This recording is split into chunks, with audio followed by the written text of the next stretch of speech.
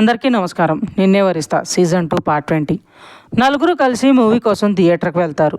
చిత్రకు బాగోలేకపోయినా తన mind divert కావడం కోసమని తనకిష్టం లేకపోయినా చిత్ర కోసం తనని తీసుకుని వస్తాడు. తను ఎక్కడ నీరసంతో పడిపోతుందో అనే భయం కొద్దీ కారు దిగినప్పటి నుండి తన భుజం చుట్టూ చెయ్యి వేసి దగ్గరగా పట్టుకునే నడుస్తుంటాడు. ఇలా అందరూ ఉన్న ప్లేస్లో ఇలా పట్టుకుంటే బాగుండదు సార్, నేను బాగానే ఉన్నాను సార్ అంటూ చిత్ర ఇబ్బంది పడుతుంటే హితేష్ నవ్వి, ఇది సిటీ క్రయింగ్ బేబీ, ఎవరు ఏమన్నా అనుకోనివ్వు, నాకు నా వైఫ్, తన హెల్త్ అండ్ తన సేఫ్టీ ఇంపార్టెంట్ అంతే అంటాడు. మధుర గారు వాళ్ళ మాటలు విని, నువ్వెందుకు ఫీల్ అవుతున్నావు చిత్ర, అయినా వాడు నీ హస్బెండే కదా, మీ మావయ్యకి ఇన్నేళ్ళు వచ్చినా చూడు నా చెయ్యి అంత గట్టిగా పట్టుకుని నడుస్తున్నారో యంగ్ లవర్లా అని మహేంద్ర గారు పట్టుకుని ఉన్న చేతిని చూపించి ముందుకు వెళ్తారు. చిత్ర ఆ మాటకి నవ్వుతుంటే హితేష్ నవ్వుతూ, ఇప్పుడైనా దగ్గరగా పట్టుకోవచ్చా మేడం గారిని అంటాడు. చిత్ర ఏడుపు మొహం పెట్టి, నేను మేడం గారిని కాదు, మీ క్రయింగ్ బేబీని అంటుంది.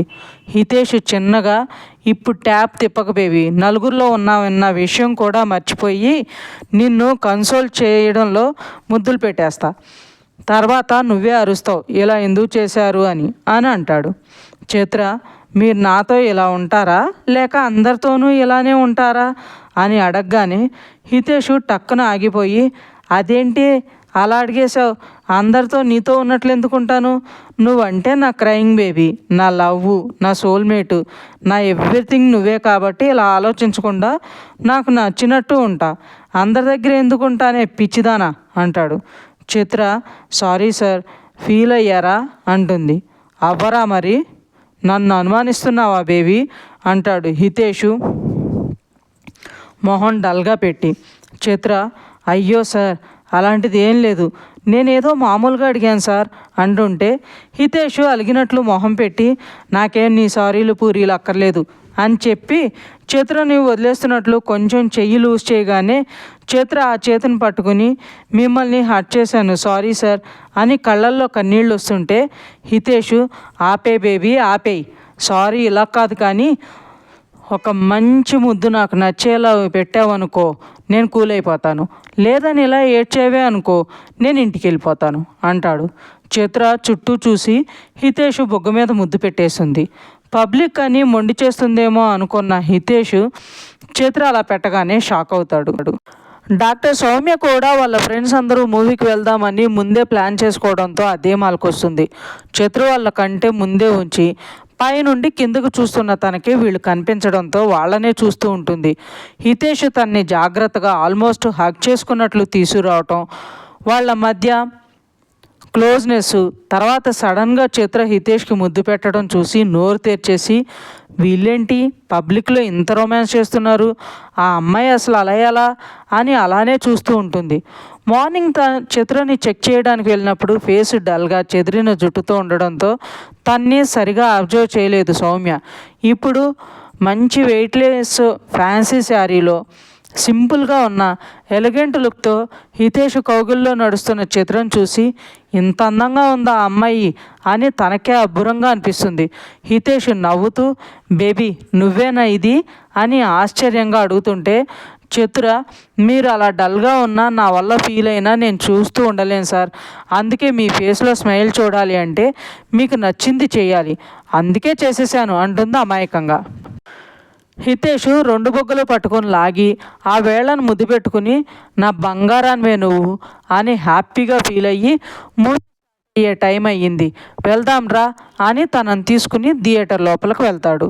అప్పటికే మధుర గారు మహేంద్ర గారు వాళ్ళ సీట్స్లో కూర్చుని ఉంటే హితేష్ వాళ్ళని చూసి, మీరేంటి ఒకరటు ఒకరిటు కూర్చున్నారు, మేమెక్కడ కూర్చోవాలి అనగానే మధుర గారు, నా పక్కన కూర్చో హితు అంటే మహేంద్ర గారు, చిత్ర నా పక్కన కూర్చోరా బంగారం అంటారు.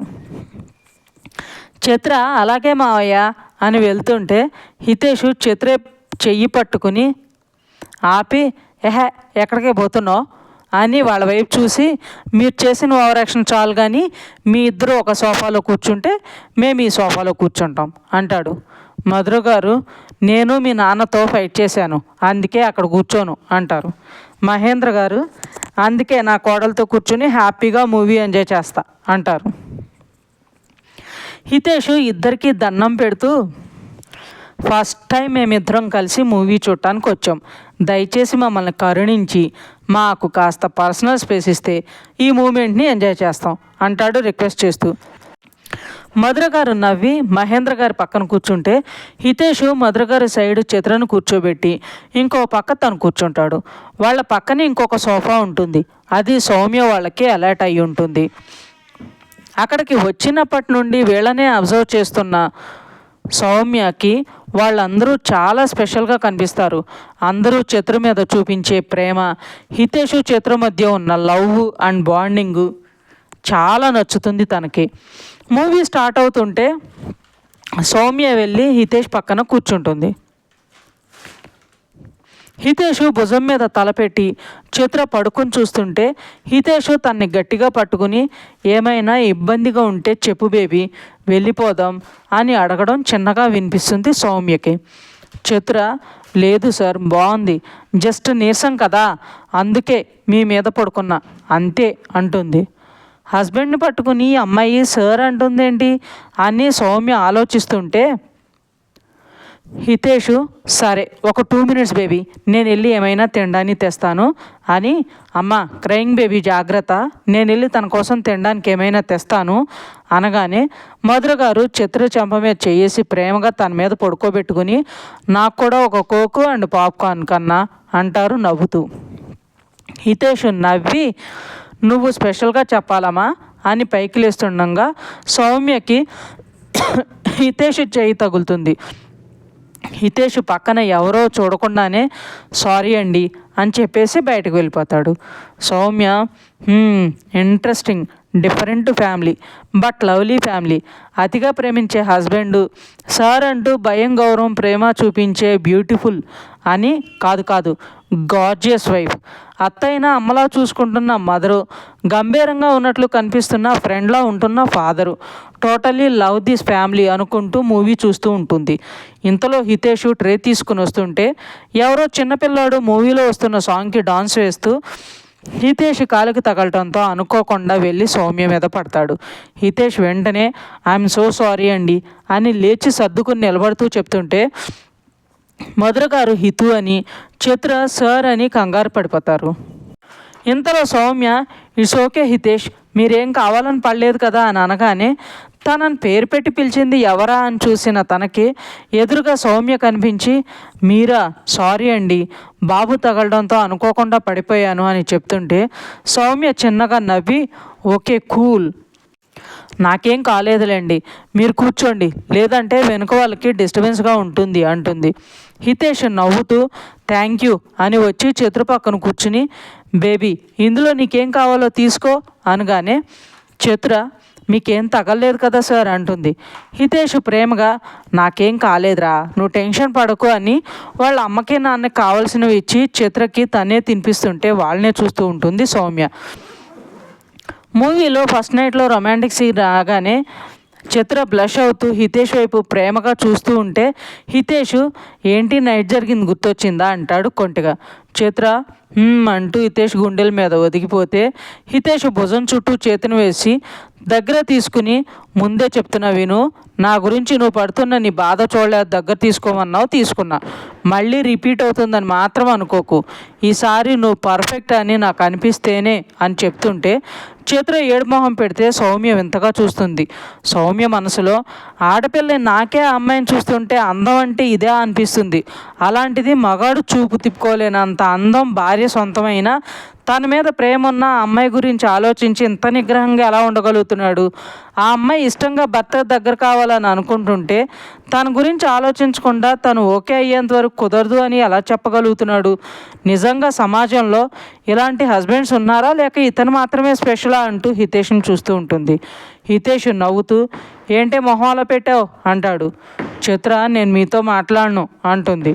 హితేష్, అయ్యో కోపమే ఎందుకంట అంటూ చిత్ర వైపు చూసి నవ్వుతూ అడుగుతుంటే చిత్ర, ఎనీథింగ్ ఫర్ యూ బేబీ అని నైట్ చెప్పి ఇప్పుడేమో మాట మార్చేస్తున్నారు సార్, ఇలా అయితే మా నాన్న నా కడుపులో పుట్టేది ఎప్పుడు అంటుంది అలుగుతూ. మావయ్య కొంచెం టైం కావాలని అడిగాడు బేబీ, నా కూతురు కొంచెం తెలివైంది అయ్యాక నేను వస్తాను, అప్పటి వరకు తన్ని జాగ్రత్తగా చూసుకో హితు అన్నారు అని అంటాడు హితేష్ నవ్వుతూ. చిత్ర అంతా అబద్ధం అని హితేష్ నుండి దూరం జరిగి మధుర గారి భుజం మీద పడుకుంటే ఆవిడ చిత్ర వైపు చూసి నవ్వుకుంటూ మూవీ చూడటంలో బిజీ అవుతారు. మూవీ అయ్యాక గుంపులో చిత్ర ఇబ్బంది పడకుండా హితేష్ తనని పట్టుకోబోతే తనకు అందకుండా వెళ్ళి మహేంద్ర గారి చేతిని చుట్టేసుకుని ఆయనతో వెళ్తుంది. హితేష్ తనను చూసి నవ్వుకుంటూ వెనకే వెళ్తుంటే సౌమ్య ఇతను కోపం అనేదే రాదా, తనతో అంత కూల్గా ఎలా మాట్లాడుతున్నాడు, చూస్తుంటే అమ్మాయి చాలా ఇన్నోసెంట్లా ఉంది, తను ఎలా భరిస్తున్నాడో అనుకుంటూ తను కూడా వెళ్ళిపోతుంది. ప్రతి పనిలో ఈవిడ ఇంట్రెస్ట్ ఏంటో ఇంకా ఉంది. ఫ్రెండ్స్, మీకు ఈ స్టోరీ నచ్చినట్లయితే లైక్ చేయండి, సబ్స్క్రైబ్ చేయండి. ఇంతలా ఆదరిస్తున్నందుకు థ్యాంక్ యూ సో మచ్.